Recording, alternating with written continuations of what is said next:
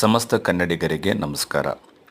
ಸಮರ್ಪಣಾ ಸೇವಾ ಟ್ರಸ್ಟ್ ವತಿಯಿಂದ 450ಕ್ಕೂ ಹೆಚ್ಚು ಭಿಕ್ಷುಕರಿಗೆ, ವೃದ್ಧರಿಗೆ ಬಿಸಿ ಊಟದ ಜೊತೆಗೆ ಮೋಸಂಬಿ ವಿತರಣೆ ಮಾಡಲಾಯಿತು. ಮೇಡಮ್ ಅವರ ಹುಟ್ಟುಹಬ್ಬದ ಪ್ರಯುಕ್ತವಾಗಿ ಅಲ್ಲಿದ್ದ ವೃದ್ಧರಿಗೆ ವಿತರಣೆ ಮಾಡಲಾಯಿತು. ನೋಡಿ ಸ್ನೇಹಿತರೆ, 450ಕ್ಕೂ ಹೆಚ್ಚು ವೃದ್ಧರಿಗೆ 450ಕ್ಕೂ ಹೆಚ್ಚು ಮಕ್ಕಳಿರುತ್ತಾರೆ.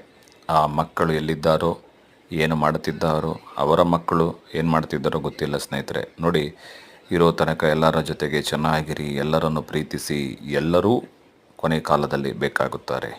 ಹಣದ ಹಿಂದೆ, ಮಣ್ಣಿನಿಂದೆ ಅನೇಕ ಕೆಟ್ಟ ಚಟಗಳಿಗೆ ಒಳಗಾಗಿ ಎಲ್ಲರನ್ನು ಕಳೆದುಕೊಂಡು ತಮ್ಮ ಜೀವನವನ್ನು ಬರದು ಮಾಡಿಕೊಂಡು ಒಂಟಿಯಾಗಿ ಬದುಕುವ ಮುನ್ನವೇ ಯೋಚನೆ ಮಾಡಿ 10 ಬಾರಿ.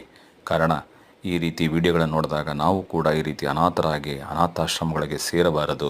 ಎಲ್ಲರೂ ಬೇಕು, ಎಲ್ಲರ ಜೊತೆಗೆ ಚೆನ್ನಾಗಿರಬೇಕು ಎಂಬ ನಿಟ್ಟಿನಲ್ಲಿ ತಮ್ಮ ಜೀವಿತವನ್ನು ಚೇಂಜ್ ಮಾಡಿಕೊಂಡು ಬದುಕುವುದನ್ನು ಕಲಿಯಿರಿ. ನಾನು ಮಾತನಾಡಿದರಲ್ಲಿ ಯಾವುದಾದರೂ ತಪ್ಪಿದ್ದರೆ ದಯವಿಟ್ಟು ಕ್ಷಮಿಸಿ. ನಾನು ನಿಮ್ಮ ಪ್ರೀತಿಯ ಲಯನ್ ಕುಮಾರ್. ಧನ್ಯವಾದಗಳು.